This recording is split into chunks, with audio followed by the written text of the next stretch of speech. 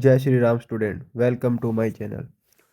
Student, आज हम start करने जा रहे हैं एल्केन्स की प्रॉपर्टीज। एल्केन्स की प्रॉपर्टीज के अंदर फर्स्ट हम डिस्कस करेंगे फिजिकल फिजिकल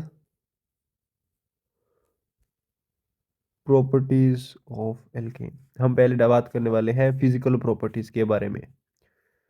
तो जो फिजिकल प्रॉपर्टी मीन्स जो हमने अभी डिस्कस करनी है, जिसके अंदर फर्स्ट है हमारे पास नेचर। अभी इसमें अंदर नेचर क्या होता है?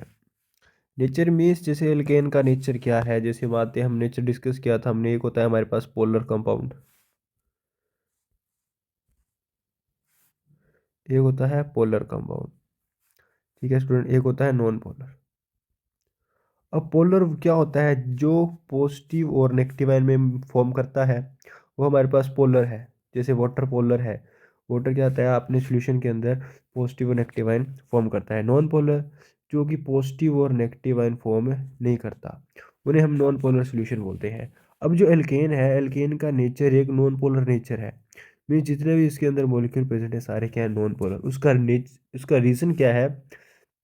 जो हमारे पास एल्केन होता है इसके अंदर जो बॉन्ड प्रेजेंस होते हैं कार्बन कार्बन के बीच में, वो कोवलेंट नेचर के होते हैं। और कार्बन हाइड्रोजन का बॉन्ड भी कोवलेंट नेचर का होता है। अब कोवलेंट नेचर है मीन्स वो इलेक्ट्रॉन शेयर करके रखते हैं, वो इलेक्ट्रॉन को डिस्ट्रीब्यूटेड नहीं रखते। जैसे मान लो, जैसे हम बात करते हैं Na और Cl, तो इसमें इलेक्ट्रॉन एक Cl नेगेटिव के पास इलेक्ट्रॉन होता है और Na पॉजिटिव होता है। तो इस तरह से इसके अंदर नहीं होता है। समझिए स्टूडेंट, मतलब बॉन्ड एक इलेक्ट्रॉन इक्वली शेयर होते हैं, तो वो पॉजिटिव और नेगेटिव आयन शो नहीं करते। पॉजिटिव नेगेटिव आयन शो नहीं करेंगे तो वो क्या होंगे? Non polar. इसका एक रीज़न और भी है, the little electronegativity difference between the carbon atom and the hydrogen atom. ये भी इसका एक मेन रीज़न है। आपने फोर्थ चैप्टर में किया होगा, जितना कम इलेक्ट्रोनेगेटिविटी का डिफरेंस होता है कंपाउंड उतना ज़्यादा कोवलेंट होता है, मीन्स नॉन पोलर नेचर का होता है। और नेक्स्ट बात क्या है? जो मोलिक्यूल है जो हमारे पास एल्केन के, वो ओनली वीक वंडरवाल फोर्सेस के कारण क्या होते हैं? अट्रैक्ट होते हैं। मतलब उनके बीच में ओनली वीक वंडरवाल फोर्सेस होती हैं। अब जो वीक वंडरवाल फोर्सेस होती हैं वो ओनली किसकी वजह से होती हैं? वो होती हैं ओनली मास की वजह से। तो ये तो आपको पता ही है कि किसकी वजह से होती है? ओनली मास की वजह से। अभी हमने डिस्कस कर लिया था कि मॉलिक्यूल के अंदर को ओनली वीक वंडरवाल फोर्सेस ही प्रेजेंट होती है। कौन सी फोर्सेस? वीक वंडरवॉल फोर्स होती हैं ओनली प्रेजेंट। तो इन वीक वंडरवाल फोर्सेस की वजह से होता क्या है? तो हमारे पास जो एल्केन प्रेजेंट है, जैसे मान लो इसका कार्बन नंबर 1 से कार्बन नंबर 4 तक बात करें, तो जो carbon number 1 to carbon number 4 वाले जितने भी हमारे पास एल्केन प्रेजेंट होते हैं, वो जनरली हमारे पास किसकी स्टेट में होते हैं? गैस की स्टेट में। क्योंकि उनके बीच में क्या है? इतनी अट्रैक्शन की फोर्स नहीं है। और वीक वंडरवाल फोर्स किसकी वजह से होती है? मास की वजह से। तो इनके अंदर मास भी कम है, इसलिए एज ए गैस की तरह एक्ट करते हैं। बट अगर बात करें इसके अंदर ही हमारे पास next carbon number 5 two carbon number बात करें 70 तक, ये हमारे पास क्या होते हैं? कार्बन नंबर 5 से कार्बन नंबर 70 तक ये हमारे पास एग्जिस्ट करते हैं लिक्विड स्टेट में। तो ये क्या होते हैं? लिक्विड स्टेट में एग्जिस्ट करते हैं। तो अगर बात करें नेक्स्ट कार्बन नंबर 17 से जितने भी अबव एटम होंगे, कार्बन नंबर 17 में जितने भी अबव, कार्बन नंबर 17 से जितने भी ज़्यादा, कार्बन नंबर 8 हो, 9 हो, 19 हो, 20 हो, जितने कार्बन चेन एग्जिस्ट करते हैं वो सारे क्या होते हैं? सॉलिड स्टेट में एग्जिस्ट करते हैं। अभी रीज़न क्या है? क्योंकि इधर मास कम है। फर्स्ट वाले में क्या है हमारे पास? फर्स्ट वाले में क्या है? मास की वैल्यू कम है। मास की वैल्यू कम है तो वंडरवाल फोर्सेस भी क्या होंगी? कम होगी। अगर वंडरवाल फोर्सेस कम है तो वो एज ए गैस की तरह एक्ट करना स्टार्ट कर देंगे। बट अगर बात करें कार्बन नंबर 5 टू 17, इनके अंदर क्या है कि जो मास इंक्रीज हो रहा है, that means van der Waals forces of attraction भी क्या हो रही है? इंक्रीज हो रही है। जिनके कारण जो लिक्विड है, वो जो भी मॉलिक्यूल कंपाउंड है, वो लिक्विड स्टेट में हमें शो हो रहा है। और कार्बन नंबर 17 से अबव वाले एटम की बात करें तो हमारे पास जो वंडरवाल फोर्सेस है वो बहुत ज़्यादा हो चुकी हैं, जिनके कारण वो क्या है? बहुत ज़्यादा टाइटली पैक हो चुके हैं और वो एक सॉलिड स्टेट के अंदर में नज़र आ रहे हैं। तो ये था नेचर ऑफ एल्केन्स। नेक्स्ट हम बात करते हैं boiling point of the alkanes. तो बॉइलिंग पॉइंट पर क्या इफेक्ट होता है या फिर बॉइलिंग पॉइंट किस तरह से वेरी करता है एल्केन्स का। तो बॉइलिंग पॉइंट के अंदर स्टूडेंट हमें बताना है बॉइलिंग पॉइंट। अब पहले सुन लेते हैं बॉइलिंग पॉइंट होता है क्या है। बॉइलिंग पॉइंट ऐसा पॉइंट जहाँ पे कोई भी लिक्विड बॉइल करना स्टार्ट कर दे, उसे हम बॉइलिंग पॉइंट बोलते हैं। अब ये बॉइलिंग पॉइंट बात करते हैं, पहले डिपेंड किसके ऊपर करता है। बॉइलिंग पॉइंट डिपेंड करता है हमारे पास, जिसे हम शॉर्ट फॉर्म में बीपी लिखते हैं, ये डिपेंड करता है बॉन्डिंग पर। किसके बीच में? बॉन्डिंग इन,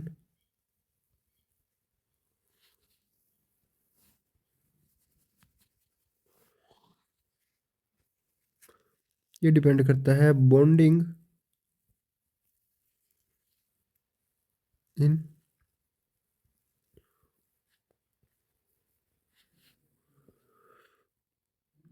ये दोबारा लिखता हूँ स्टूडेंट, ये इधर गलत हो गया। ये डिपेंड करता है हमारे पास बॉन्डिंग इन मोलिक्यूल। ये हमारे पास डिपेंड करता है बॉन्डिंग इन मोलिक्यूल को, मोलिक्यूल के अंदर बॉन्डिंग किस तरह की है। अगर मान लो इसकी मोलिक्यूल के अंदर हाइड्रोजन बॉन्ड है, अगर हाइड्रोजन बॉन्ड प्रेजेंट है, या हमारे पास वीक वंडरवॉल फोर्सेस है, वीक वंडरवॉल फोर्सेस है, हाइड्रोजन बॉन्डिंग है, या फिर कोई हमारे पास आयनिक बॉन्डिंग है, अगर इस तरह की कोई भी हमारे पास केस आता है तो उनके ऊपर डिपेंड करता है बॉइलिंग पॉइंट। अब ये डायरेक्टली प्रोपोर्शनल होता है, मतलब जितनी ज़्यादा बॉन्डिंग स्ट्रॉन्ग होगी उतना ज़्यादा ही हाइयर बॉइलिंग पॉइंट होगा। ये आप नोट कर सकते हैं। इसके अंदर कौन सा मर्जी कंपाउंड हो दुनिया का, जितनी ज़्यादा उनके अंदर बॉन्डिंग होगी कंपाउंड, उतना ज़्यादा ही उस कंपाउंड स्टेबल होगा और उतना ज़्यादा ही उसका बॉइलिंग पॉइंट होगा। अभी जो बॉइलिंग पॉइंट है वो, अभी नाम मेरी बात सुनना स्टूडेंट्स। तो स्टूडेंट अभी हमने डिस्कस करना है एल्केन्स। अब जो हमारे पास एल्केन प्रेजेंट है इधर, तो जो हमारे पास एल्केन प्रेजेंट है, अब एल्केन के अंदर ना तो हाइड्रोजन बॉन्डिंग है ना ही कोई आयनिक बॉन्डिंग है, क्योंकि ये क्या है, नॉन पोलर नेचर के है। मीन्स एल्केन के अंदर हमारे पास प्रेजेंट है वंडर वॉल फोर्सेस। तो एल्केन के अंदर वंडर वॉल फोर्सेस प्रेजेंट है। अब वंडर वॉल फोर्सेस हमारे पास डायरेक्टली प्रोपोर्शनल है मास के। जितना ज़्यादा कंपाउंड के अंदर मास उतनी ज़्यादा वंडर वॉल फोर्सेस।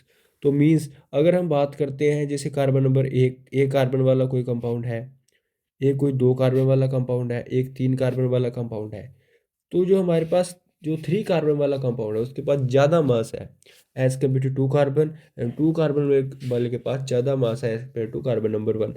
मीन्स सबसे ज़्यादा वंडरवॉल फोर्सेस किसके अंदर, कार्बन नंबर 3 के अंदर, फिर कार्बन नंबर 2 के अंदर उससे कम, फिर कार्बन नंबर 1 में उससे भी कम। मीन्स सबसे ज़्यादा वंडरवॉल फोर्सेस किसके अंदर है, जिसका मास सबसे ज़्यादा है। मीन्स सबसे ज़्यादा बॉइलिंग पॉइंट भी किसका होगा, कार्बन नंबर 3 वाले का। तो याद रखना जिसके अंदर 3 कार्बन उसका वंडरवॉल फोर्सेस ज़्यादा तो उसका बॉइलिंग पॉइंट भी ज़्यादा। तो इसमें ये ग्राफ भी बनता है बॉइलिंग पॉइंट का।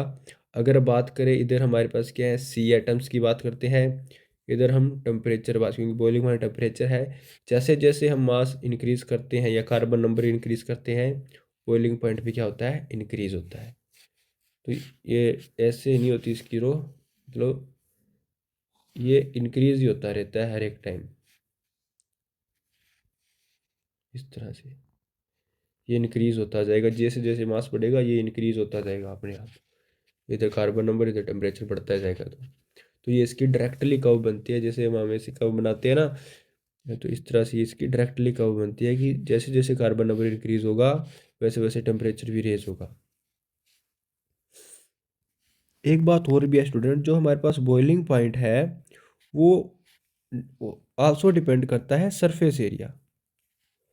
सरफेस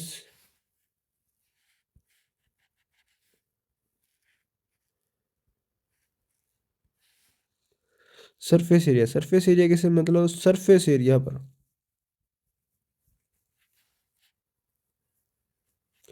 ये सरफेस एरिया पर भी डिपेंड करता है। अब सरफेस एरिया पर कैसे डिपेंड करता है, मान लो जो भी कंपाउंड है, जितना ज़्यादा उसका सरफेस एरिया होगा उसको इतना ज़्यादा ही टाइम लगेगा बॉयल बॉयल होने में। मीन्स जितना कम सरफेस एरिया उतना कम बॉइलिंग पॉइंट, जितना ज़्यादा सरफेस एरिया उतना ज़्यादा बॉइलिंग पॉइंट। मतलब अगर सरफेस एरिया हम इंक्रीज करते हैं तो बॉइलिंग पॉइंट भी क्या होगा, इंक्रीज होगा। सो तो हमारे पास जैसे हम एक होता है हमारे पास, जैसे मान लो ये स्ट्रेट चेन है कोई भी कंपाउंड की, जैसे मान लो मेरे पास ये कार्बन की कुछ ये वाली चेन है, ये कार्बन की मेरे पास 5 कार्बन मान लो स्ट्रेट चेन है।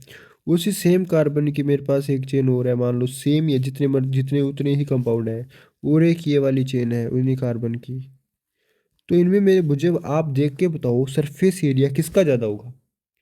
तो इसके अंदर जैसे मान सकते हैं हम, जो स्ट्रेट चेन होती है ना स्टूडेंट हमारे पास, जो स्ट्रेट चेन होती है, जैसे ये हमारे पास क्या है, स्ट्रेट चेन है, स्ट्रेट चेन का सरफेस एरिया, और एक ये हमारे पास चेन है और एक ये वाली चेन है, स्ट्रेट चेन का सरफेस एरिया, स्ट्रेट चेन का सरफेस एरिया ब्रांच चेन से ज़्यादा होता है। मतलब हम बात करेंगे जो स्ट्रेट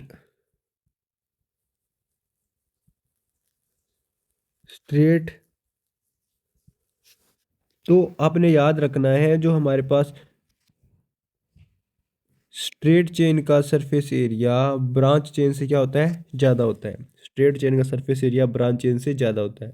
अगर स्ट्रेट चेन का सरफेस एरिया ब्रांच चेन से ज़्यादा है, दैट मीन्स स्ट्रेट चेन का बॉइलिंग पॉइंट,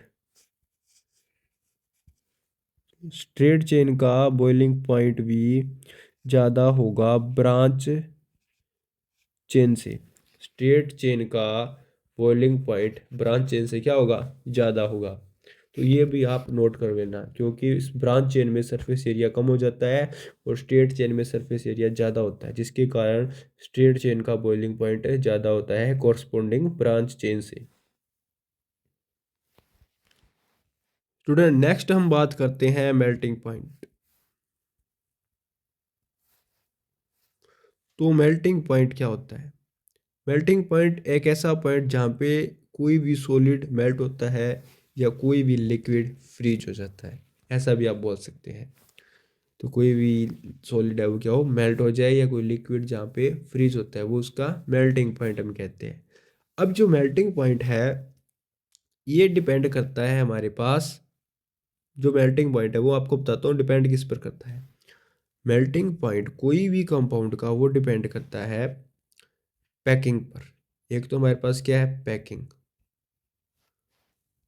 ऑफ मॉलिक्यूल्स, एक तो वो हमारे पास मॉलिक्यूल्स की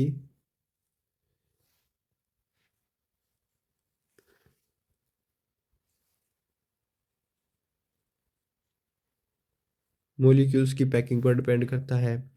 सेकंड वो डिपेंड करता है बॉन्डिंग बिटवीन मॉलिक्यूल्स, तो बॉन्डिंग बिटवीन मॉलिक्यूल्स पर भी डिपेंड करता है। अब ये नेक्स्ट वो डिपेंड करता है हमारे पास सिमिट्री,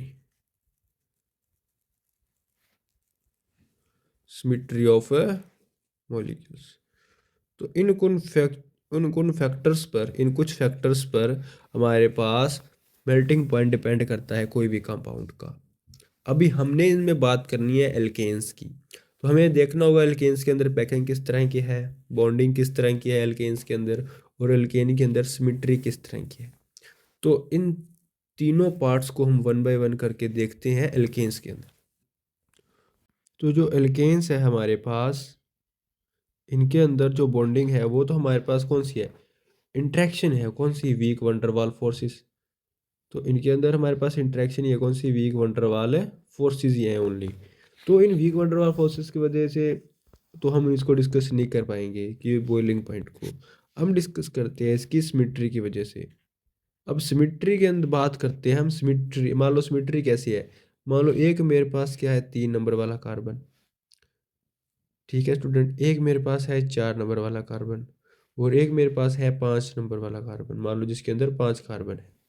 अभी अगर इनकी बात करें, जैसे मेरे पास 3 नंबर वाला है, इसकी कुछ हम बॉन्ड लाइन स्ट्रक्चर है वो कुछ इस तरह से होगी, 4 वाले की कुछ इस तरह से, 5 वाले की ऐसे, तो इन सभी में से अगर मान लो मैं पैकिंग करता हूँ, तो अगर मैं क्रिस्टल बनाता हूँ इन सभी का, जैसे मान लो मैं इसका क्रिस्टल बनाता हूँ, इसका आप ध्यान से देख लेना, मैं क्रिस्टल बना रहा हूँ, जैसे कार्बन नंबर 4 वाले का बना रहा हूँ। ये क्रिस्टल कुछ इस तरह से बनेगा, 4 कार्बन इसके अंदर, इधर भी 4, इधर भी 4, इधर भी 4। मीन्स इसकी पैकिंग क्या हो रही है, बढ़िया हो रही है। एक दूसरा मॉलिक्यूल, एक मॉलिक्यूल दूसरे मॉलिक्यूल को क्या कर रहा है, बढ़िया तरीके से ओवरलैप कर ले, मतलब उसको ढक लेगा चंगी तरह से। तो उसको बढ़िया तरीके से ओवरलैप करेगा, तो इनके अंदर जो कंपाउंड बनेगा ना, वो फुल्ली पैक्ड होगा। फुल्ली पैक्ड मतलब उसके अंदर कोई भी स्पेस नहीं होगी। अगर बात करें इस पे कार्बन नंबर 5 वाले में, अब जो कार्बन नंबर 5 है स्टूडेंट, इसके अंदर क्या है, कंपाउंड इस तरह से प्रेजेंट है। इसके अंदर तो 6 हो गए थे, वो थोड़ा ध्यान रख लेना। ये मान लो इधर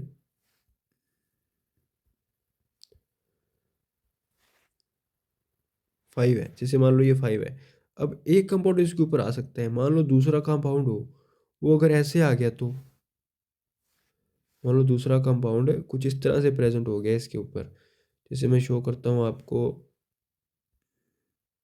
इस तरह से आ जाए, मान लो वो आपके आगे से उसका उल्ट हो गया, इसका उल्ट मतलब इसका उल्ट कैसे, किस तरह से, इस तरह से। मान लो अगर इस तरह से प्रेजेंट हुआ, तो क्या है, इसके अंदर क्या वॉइड रह जाएगा, ये क्या है, वॉइड रह गया।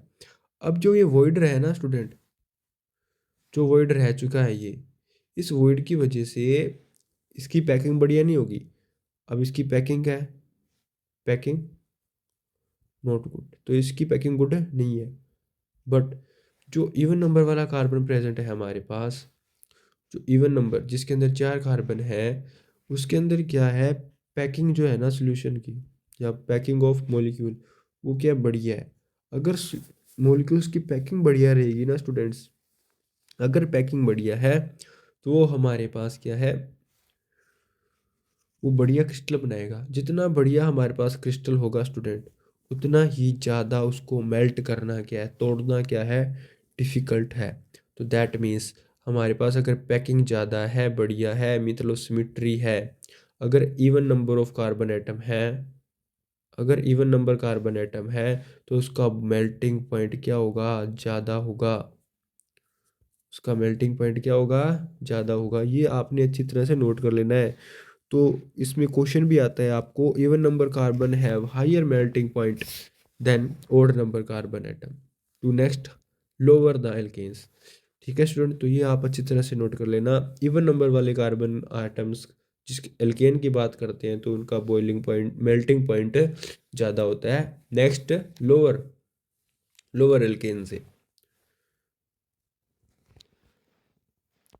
स्टूडेंट, तो नेक्स्ट हमारे पास फिजिकल प्रॉपर्टी है एल्केन्स की, वो है हमारे पास सोलेबिलिटी। अब सोलेबिलिटी क्या होती है, सोलेबिलिटी मतलब कोई भी सल्यूट सॉल्वेंट के अंदर कैसे कितना डिसॉल्व होता है, उसे हम सोलेबिलिटी बोलते हैं। बट जो सोलेबिलिटी हमारे पास एल्केन है, वो हमारे पास एक प्रिंसिपल फॉलो करती है, लाइक डिसॉल्व लाइक। अब लाइक डिसॉल्व लाइक तो प्रिंसिपल हर एक कंपाउंड फॉलो करता है जो भी दुनिया में एग्जिस्ट करता है। अब लाइक डिसॉल्व लाइक का मतलब क्या है, अगर हमारे पास पोलर है, तो वो डिसॉल्व होगा हमारे पास पोलर के अंदर। अगर हमारे पास कंपाउंड नॉन पोलर है, तो नॉन पोलर कंपाउंड डिसॉल्व होगा हमारे पास नॉन पोलर कंपाउंड के अंदर। तो ये आप नोट कर लेना, नॉन पोलर कंपाउंड में डिसॉल्व होगा, और पोलर कंपाउंड में डिसॉल्व होगा। यही सोलिबिलिटी का प्रिंसिपल है। अब इसी सोलिबिलिटी प्रिंसिपल के बेस्ड के ऊपर, जैसे मान लो अभी एल्केन क्या है, वो नॉन पोलर है। एल्केन क्या है हमारे पास, जितने भी एल्केन्स हैं वो क्या है, वो नॉन पोलर है।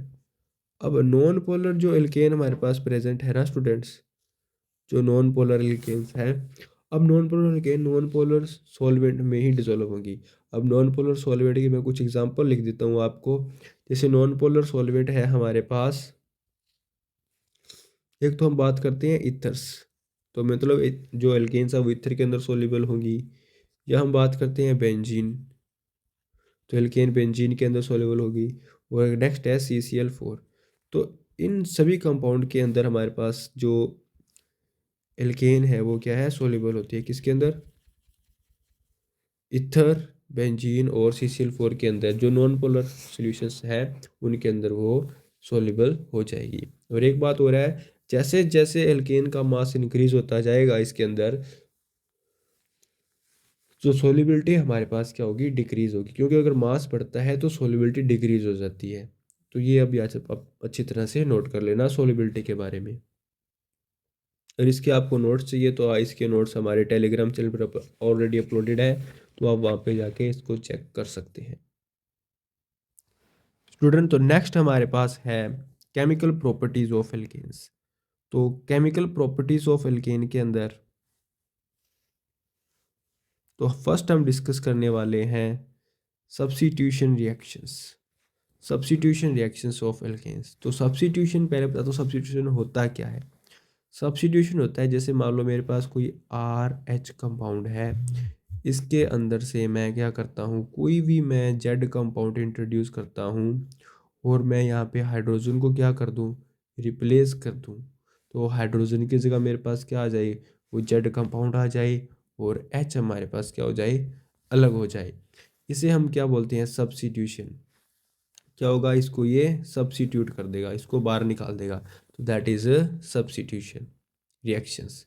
अभी बात करते हैं एल्केन कौन कौन सी टाइप्स की सब्स्टिट्यूशन रिएक्शन शो करते हैं, और उनकी एग्जांपल हम 1 बाय 1 कर डिस्कस करने वाले हैं स्टूडेंट। तो इसमें हम डिस्कस करने वाले हैं, फर्स्ट तो है हमारे पास हेलोजिनेशन। तो हेलोजिनेशन रिएक्शंस क्या होती हैं उनके बारे में डिस्कस करेंगे। फिर सेकंड हम बात करेंगे नाइट्रेशन, तो मतलब एल्केन की हमें क्या करनी है, नाइट्रेशन। थर्ड इसमें हम करेंगे सल्फोनेशन, सल्फोनेशन ऑफ एल्केन्स। तो ये 3 टाइप की रिएक्शन हम डिस्कस करने वाले हैं सब्स्टिट्यूशन रिएक्शंस के अंदर, जो कि एल्केन की फर्स्ट केमिकल प्रॉपर्टी है। तो इसके अंदर होगा क्या, एल्केन्स का कोई भी हाइड्रोजन आइटम एक रिप्लेस हो जाएगा कोई जेड ग्रुप। अब जेड ग्रुप हेलोजन में क्या होगा, हेलोजन X होगा हमारे पास। ठीक है स्टूडेंट, नाइट्रेशन में NO2 से रिप्लेस हो जाएगा और सल्फोनेशन में SO3H से रिप्लेस हो जाएगा कौन, हाइड्रोजन। तो इन्हीं के बारे में डिस्कस करने वाले हैं, रिप्लेस कैसे होंगे और इनके मैकेनिज्म। तो स्टूडेंट फर्स्ट हम डिस्कस करते हैं हेलोजिनेशन रिएक्शन। अब हेलोजिनेशन में क्या होगा, हमारे पास जो RX ग्रुप प्रेजेंट है, नहीं स्टूडेंट्स हमें RX तो बनाना ही है,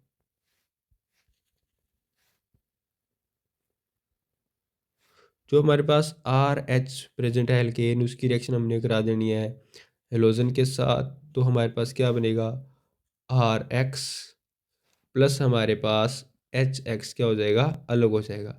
ये हमारे पास हेलोजिनेशन है किसकी, एल्केन्स की। तो इसके अंदर हम फर्स्ट डिस्कस करने वाले हैं, या एक ही टाइप डिस्कस करेंगे, क्लोरीनेशन। अब chlorination means addition of chlorine, इसको हम ब्रोमिनेशन भी बोल सकते हैं, वो भी सिमिलर टाइप की होगी। और आयोडोनेशन भी होती है हमारे पास, तो इनको हम डिस्कस करते हैं अभी। तो क्लोरीनेशन में क्या होगा, जैसे मान लो मेरे पास मीथेन है, इस रिएक्शन में होता क्या है, हम मीथेन की रिएक्शन कराते हैं Cl2 के साथ। कंडीशन इंपॉर्टेंट है स्टूडेंट, इस रिएक्शन की कंडीशन याद रखना। इसके अंदर हम यूज़ करते हैं लाइट, लाइट मीन्स HNu, या हम यूज़ करते हैं हीटिंग, लाइट या हीटिंग यूज़ करते हैं। तो इसके अंदर मेरे पास क्या बनेगा, मिथाइल क्लोराइड प्लस क्या बनेगा, HCl। तो ये आपके पास इसमें प्रोडक्ट बनता है। तो अभी जो मिथाइल क्लोराइड और HCl बना है, आपके दिमाग में ये क्वेश्चन आना चाहिए कि जो ये मिथाइल क्लोराइड और ये HCl बना है, ये बना तो बना कैसे, हमें कैसे पता लगा कि यही बनेगा। और बट एक इम्पोर्टेंट बात और है स्टूडेंट इस रिएक्शन की, इस रिएक्शन के अंदर ये रिएक्शन वन स्टेप में स्टॉप नहीं हो जाती। ये क्या होता है, जैसे फर्दर ये मिथाइल क्लोराइड बना है ना, अगर इसकी रिएक्शन फर्दर, अगर मान लो आपने एक्सेस में इधर क्लोरीन लिया हुआ है, तो क्या करेगा, तो नेक्स्ट हाइड्रोजन को और रिमूव कर देगा, तो प्लस HCl निकल जाएगा। ऐसे ही ये सिमिलर नेक्स्ट हाइड्रोजन को और रिमूव कर देगा, जो CH2 है उस Cl2 में से एक Cl2 की और रिएक्शन होगी और ये Cl3 प्लस HCl बन जाएगा। तो इस तरह से जितनी हाइड्रोजन के कार्बन के साथ प्रेजेंट होगी, सारी की सारी हाइड्रोजन को क्या कर देगा, रिप्लेस कर देगा। मीन्स इसके अंदर कुछ ऐसा तो बन रहा है जिसके कारण रिएक्शन स्टॉप नहीं हो रही है, लगातार कंटिन्यूस चल रही है। तो अब कंटिन्यूस चल रही है, तो इसका रीज़न जानने के लिए हमें करना पड़ेगा इस रिएक्शन का मैकेनिज्म। तो बात करते हैं mechanism of chlorination of methane. तो हम बात करते हैं मैकेनिज्म की। तो मैकेनिज्म हम डिस्कस करते हैं वन बाय वन कर कर। तो मैकेनिज्म में हमें क्या करना है, मैकेनिज्म का फर्स्ट स्टेप होता है हमारे पास चेन इनिशिएशन।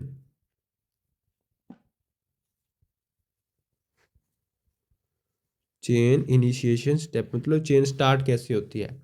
अभी मैंने आपको बता रखा है, अगर कोई भी रिएक्शन में लाइट लिखी हो या हीटिंग लिखी हो, हाई हीटिंग, जैसे हीटिंग मतलब बहुत हाई टेम्परेचर पर होती है, या लिखा हो पेरोक्साइड, अगर क्या लिखा हो पेरोक्साइड, इन तीनों में से कोई भी एक या कोई भी कंडीशन आपको मिल जाए, मतलब उस रिएक्शन के अंदर आपने याद रखना है कि फ्री रेडिकल बनने वाले हैं।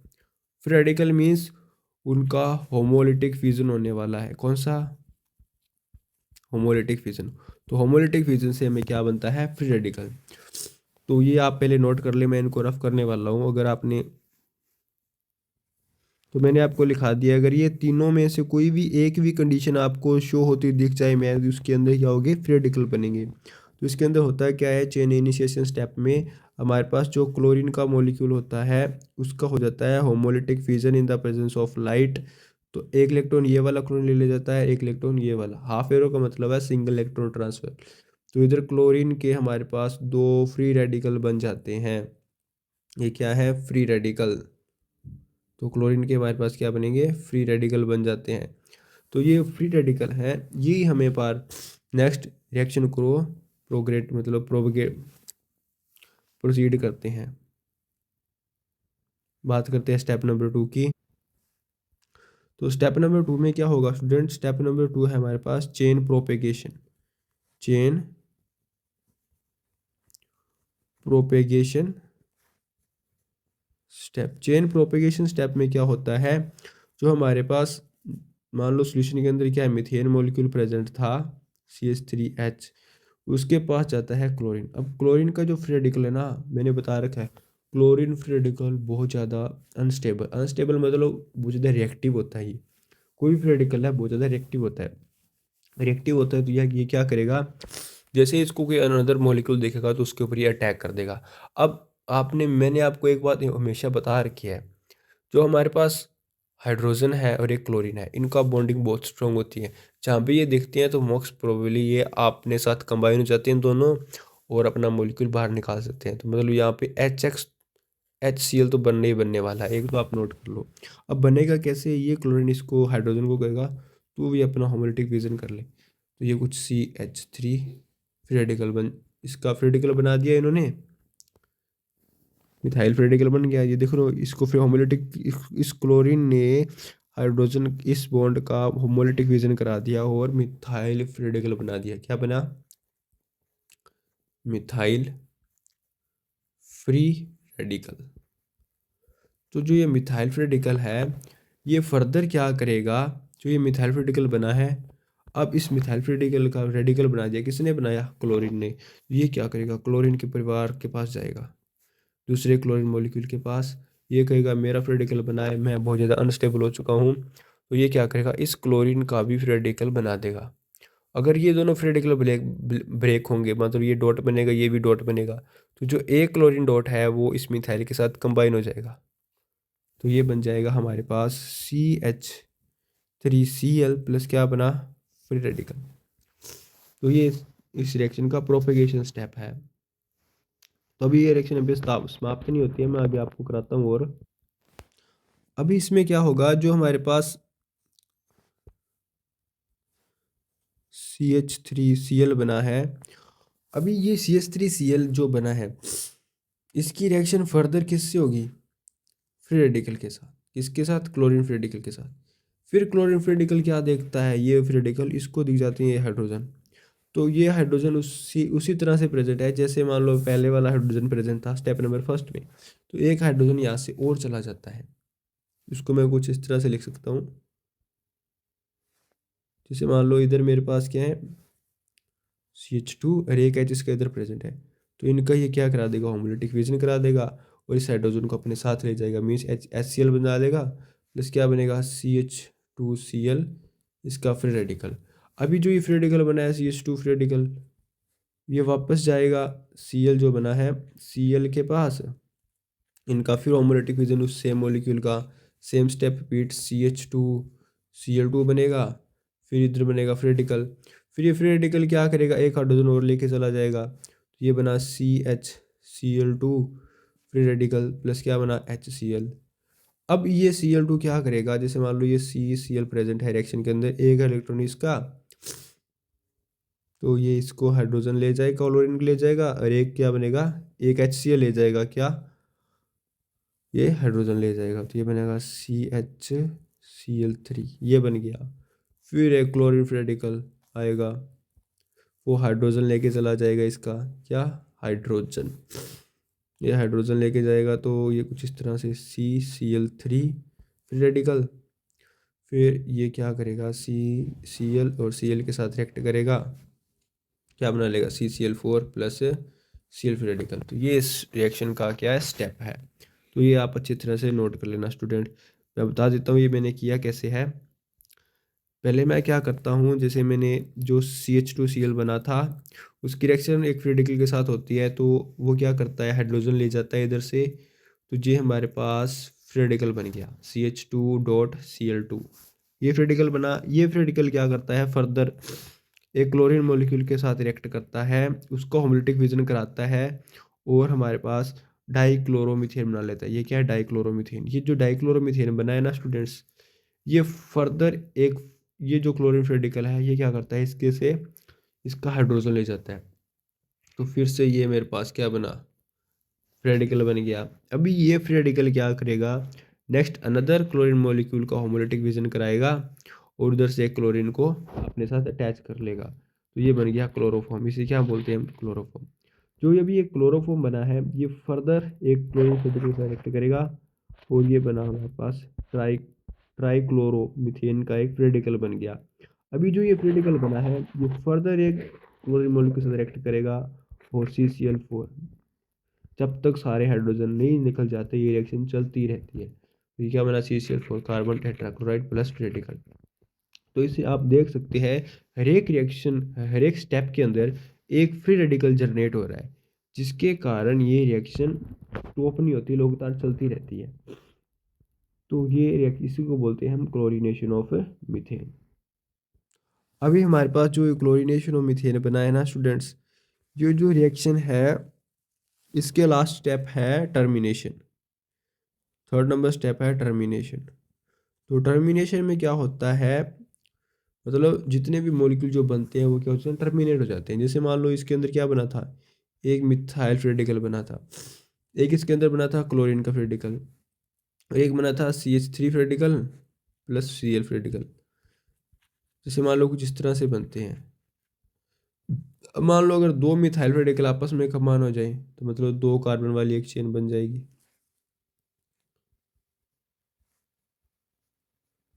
मान लो दो क्लोरीन कमान जाए तो क्या बनेगा, Cl2। अगर ये कंबाइन होते हैं CH3Cl। बाकी मैंने आपको रिएक्शन के अंदर समझाया दिए कि कौन कौन से प्रोडक्ट बनने वाले हैं। तो ये क्या था, चेन टर्मिनेशन। तो ये थी आपके पास क्लोरीनेशन ऑफ मीथेन का रिएक्शन, जिसके अंदर हम डिस्कस करते हैं मैकेनिज्म। स्टूडेंट, तो नेक्स्ट सिमिलर टाइप है हमारे पास नाइट्रेशन। हमने क्या करना है, RH की रिएक्शन करा देनी है HNO3 के साथ।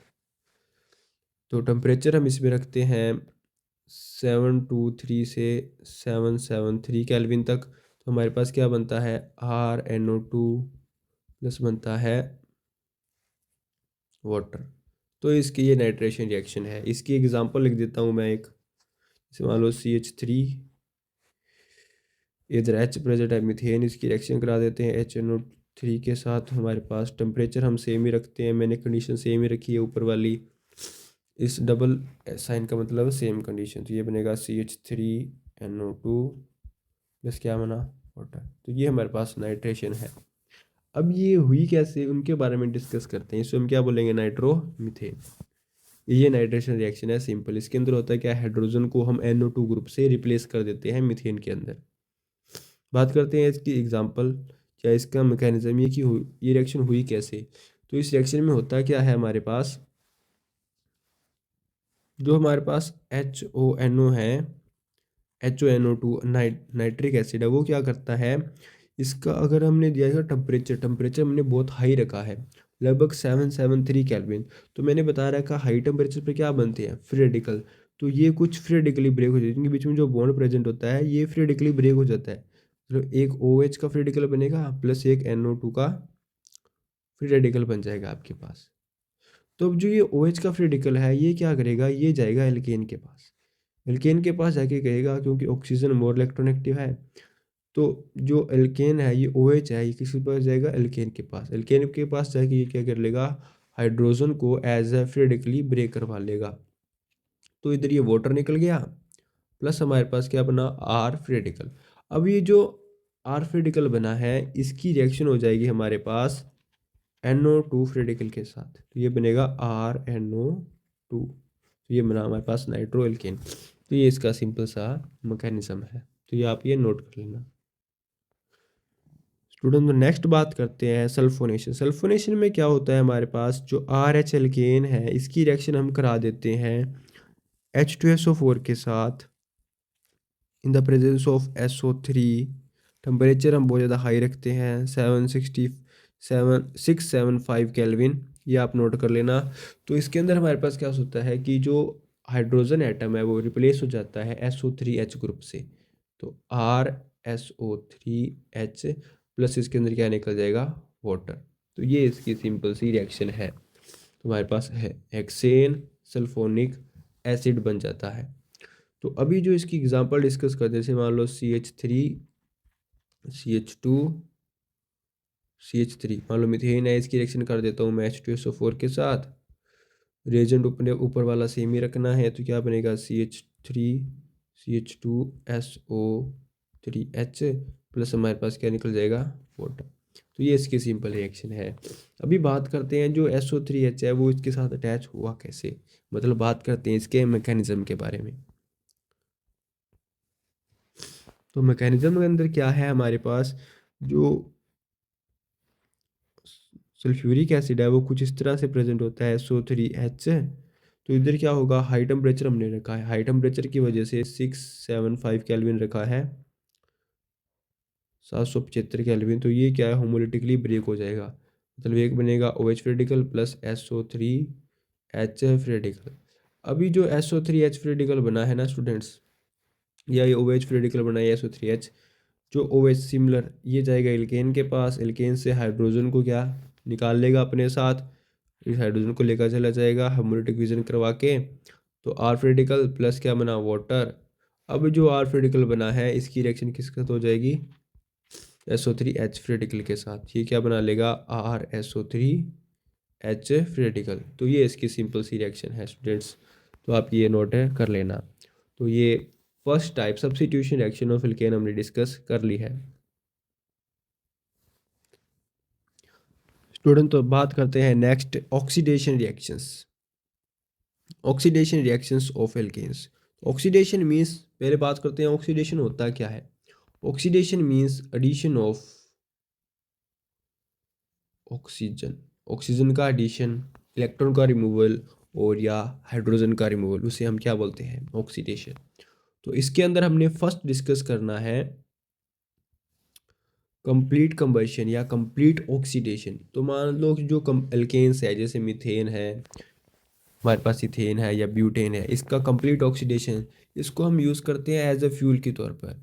जो हमारे पास एल्केन्स हैं उनका अगर हम ऑक्सीडेशन करते हैं तो उसके अंदर large amount of heat evolve होती है, जो कि इवॉल्व हीट है जैसे हम LPG सिलेंडर्स के अंदर यूज़ करते हैं, या कुकिंग गैस हम यूज़ करते हैं, या लिक्विफाइड पेट्रोलियम गैस जिसको हम बोलते हैं, वो हम यूज़ करते हैं एज ए फ्यूल के तौर पर, घरों में यूज़ करते हैं, बहुत सारी जगह यूज़ करते हैं।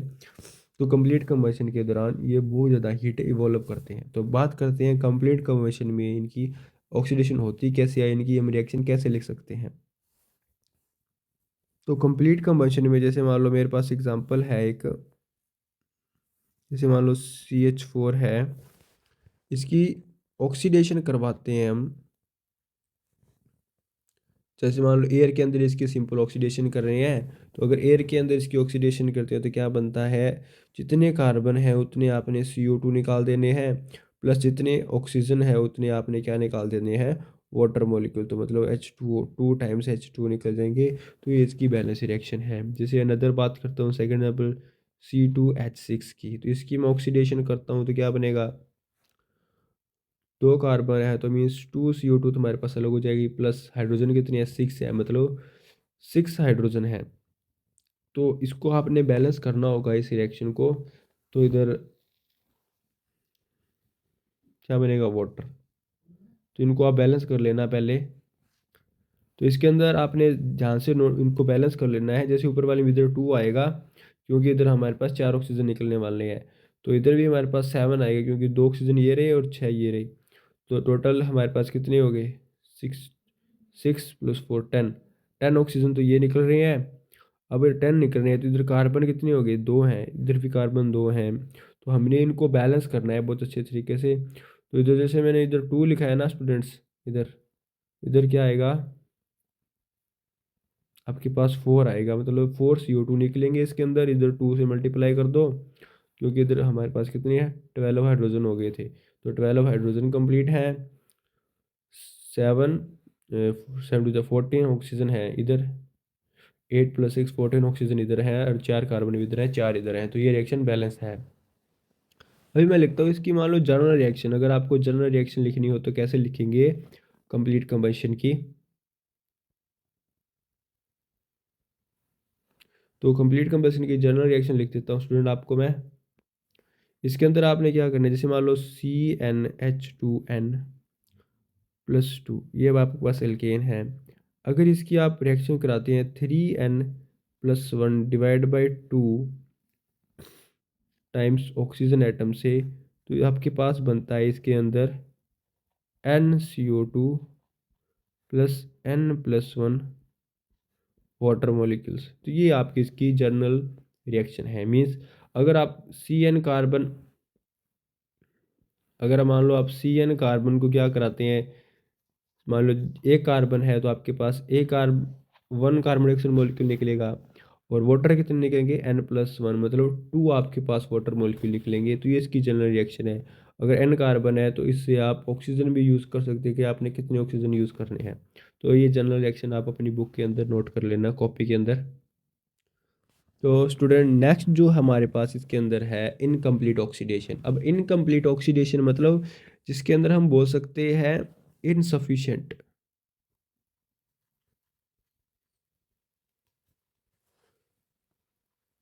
Supply of oxygen. तो उसके अंदर क्या है, ऑक्सीजन की इनसफिशिएंट सप्लाई होती है। ऑक्सीजन की इनसफिशिएंट सप्लाई होने के मतलब ऑक्सीजन को कम मिल रही है, जितनी चाहिए उतनी नहीं मिल रही है। जैसे बात करते हैं हम इसके अंदर, जैसे मान लो CH4 है, उसको मैंने ऑक्सीडेशन करना है। मान लो 3O2, कितने मीथेन के मॉलिक्यूल, मान लो 2 मीथेन के मॉलिक्यूल, इनको मैं बर्न करता हूँ। अगर इनको मैं बर्न करता हूँ ना स्टूडेंट, तो मान लो इसके पास मिलेंगे मेरे पास, अगर इनसफिशिएंट सप्लाई हो तो उसके अंदर क्या बनती है, कार्बन मोनोऑक्साइड प्लस क्या बनेगा, वाटर। तो इसके अंदर 4 वाटर मॉलिक्यूल बन जाएंगे। और जो जो कार्बन मोनोऑक्साइड, ये बहुत खतरनाक गैस है स्टूडेंट्स। तो ये कब बनती है, इनकम्प्लीट कंबशन। ये आप डेली यूज़ भी करते हो। जैसे जिनके घर पर, अगर जैसे गांव में क्या होता है, जैसे चूल्हे होते हैं तो उनके अंदर जो हारे बने होते हैं उनके अंदर क्या है, जैसे ऑक्सीजन बहुत कम यूज़ करनी पड़ती है क्योंकि उतनी हमारे पास उधर क्रॉसिंग नहीं होती ऑक्सीजन जाने की। तो क्या है उसके अंदर, जैसे बहुत ज़्यादा धुआं पैदा होता है। धुआं मतलब उसके अंदर maximum time carbon monoxide present होती है। अनदर एग्जांपल हो रहा है उस सेम चीज़ की ही। जैसे मान लो CH4 है, उसको ऑक्सीजन मिले ही ना, बहुत कम ऑक्सीजन मिले, बहुत कम ऑक्सीजन मिलती है तो वो क्या करता है अपने पास, वो बना लेगा कार्बन। क्या बनाएगा, कार्बन प्लस क्या बनेंगे, वाटर, 2 वाटर मॉलिक्यूल्स। अभी जो इधर ये बना है ना स्टूडेंट्स, जो ये कार्बन बना है, इसको हम बोलते हैं कार्बन ब्लैक या ब्लैक कार्बन। ये जो ये ब्लैक कार्बन है स्टूडेंट्स, जो ये ब्लैक कार्बन बना है इस रिएक्शन के अंदर, जो ये ब्लैक कार्बन बना था इधर CH4 + O2 से, जो ये ब्लैक कार्बन बना है प्लस बना था 2 वाटर। जो ये ब्लैक कार्बन है ये बहुत ज़्यादा यूज़फुल है। अब ये जो ब्लैक कार्बन है, ये मतलब जैसे हम बोल सकते हैं ब्लैक इंक, ब्लैक इंक बनाने के लिए यूज़ हो सकता है। ये मतलब ब्लैक पिगमेंट्स बनाने के लिए या ब्लैक पेंट्स बनाने के लिए यूज़ होता है ये।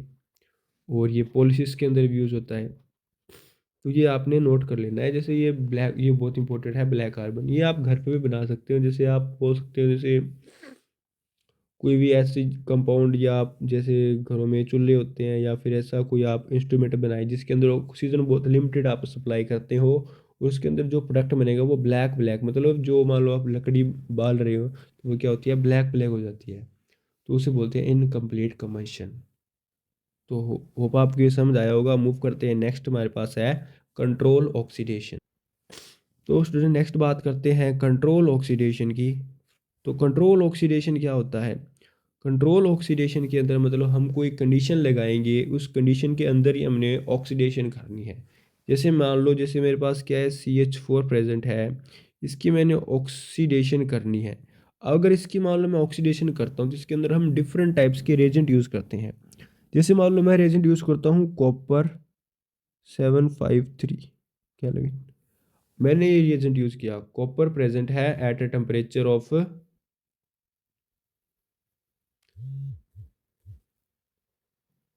753 केल्विन टेम्परेचर पर, ये मेरे पास कॉपर प्रेजेंट है, और प्रेशर हम यूज़ करते हैं 100 ATM। तो इस कंडीशन में अगर इस तरह से हम वन, ये फर्स्ट एग्जांपल है, इसकी अगर हम ऑक्सीडेशन करते हैं मीथेन की, तो मेरे पास इस कंडीशन में क्या बनता है, मिथेनॉल। मिथेनॉल बनता है स्टूडेंट, ये आपने याद रखना है। क्या बनेगा, मिथेनॉल। 2 मॉलिक्यूल लेंगे मीथेन के तो 2 मोल्स ऑफ मिथेनॉल बन जाएगा, मीन्स ओनली ऑक्सीजन की एडिशन हो चुकी है। अब इसी रिएक्शन को हम एक डिफरेंट रेजेंट से ट्रीट करते हैं, सेम ही है हमारे पास मीथेन। इसकी रिएक्शन हम करा देते हैं ऑक्सीजन के साथ इन द प्रेजेंस ऑफ, मान लो मैं, जैसे मैंने ये कॉपर वाला यूज़ किया, आप कोई अलग रिएजेंट यूज़ कर रहे हो, जैसे मान लो आपने यूज़ किया MO2O3, ammo molybdenum oxide use किया आपने, इसको क्या कर दिया, हीट कर दिया। अगर आप इसको हीट करते हो तो इसके अंदर क्या बनता है, एल्डिहाइड। इस रिएक्शन में क्या बना, एल्डिहाइड प्लस वाटर बन गया। अभी देख सकते हैं आप, रिएक्टेंट सेम है आपके पास, डिफरेंट किसका है, रिएजेंट का। अब अगर रिएजेंट डिफरेंट हैं तो हमारे पास प्रोडक्ट भी क्या आएंगे, डिफरेंट आएंगे। इसको ही बोलते हैं कंट्रोल ऑक्सीडेशन। जो कि अपने हाथ में हो कि हमने क्या बनाना है, उस तरह से ही हम ऑक्सीडेशन करते हैं। इसकी नेक्स्ट एग्जांपल भी है मेरे पास एक और। जैसे नेक्स्ट एग्जांपल में क्या है स्टूडेंट्स, इसके अंदर मैंने बात करनी है, जैसे मान लो कि मेरे पास एक CH3 ये वाला कंपाउंड प्रेजेंट है। अगर इस कंपाउंड की मैं ऑक्सीडेशन करता हूँ, मान लो मैं कोई ऑक्सीडाइजिंग एजेंट, जैसे मैं यूज़ कर सकता हूँ इसके अंदर KMnO4, या हम यूज़ कर सकते हैं K2Cr2O7, ये क्या है, ऑक्सीडाइजिंग एजेंट है। तो ये क्या करेगा, इधर हाइड्रोजन के साथ एक ऑक्सीजन को ऐड कर देगा, मतलब ये कुछ इस तरह से क्या बना देगा, एल्कोहल बना देगा। ये हमारे पास क्या है, टर्शरी अल्कोहल बन चुका है। तो ये इसकी ये सिंपल रिएक्शन है। तो जो स्टूडेंट नेक्स्ट मेरे पास रिएक्शन है, एक्शन ऑफ स्टीम। स्टीम का एक्शन कराना है आपने एल्केन के ऊपर। अगर हम एल्केन के ऊपर स्टीम का एक्शन कराते हैं, तो स्टीम जैसे मान लो हमारे पास भाप ही होती है, जो वाटर होते हैं, तो इसके अंदर क्या होता है, अगर हम स्टीम को पास करते हैं, stems past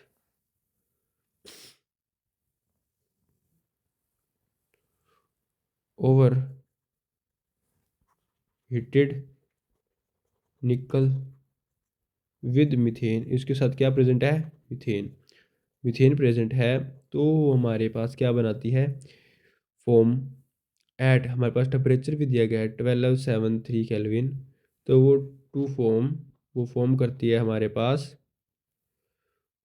CO carbon monoxide plus क्या फॉर्म करती है, हाइड्रोजन गैस। तो इसकी मैं रिएक्शन लिख देता हूँ आपको, जैसे कैसे बनेगी। मान लो जो CH4 है उसकी रिएक्शन मैंने करा दी किसके साथ, वाटर। वाटर क्या है, स्टीम के तौर पर यूज़ कर रहे हैं हम।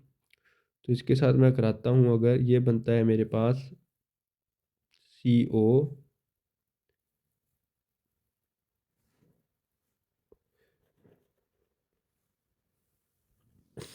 मेरे पास क्या बनेगा इधर, CO प्लस क्या बना, हाइड्रोजन गैस। कितने टाइम्स कितने हाइड्रोजन इधर प्रेजेंट है? 6 हाइड्रोजन है, मतलब 6 हाइड्रोजन निकल जाएंगी। तो ये जो रिएक्शन है एक्शन ऑफ स्टीम, ये बहुत ज़्यादा यूज होती है इंडस्ट्रियल प्रिपरेशन ऑफ हाइड्रोजन। जैसे हम नेचुरल हाइड्रोजन गैस हमने प्रोड्यूस करनी है, तो इसके अंदर हम क्या करते हैं, एल्केन की रिएक्शन करा देते हैं स्टीम के साथ, तो इसके अंदर बहुत ज़्यादा हाइड्रोजन इवॉल्व होती है। तो ये इंडस्ट्रियल मेथड भी है एक।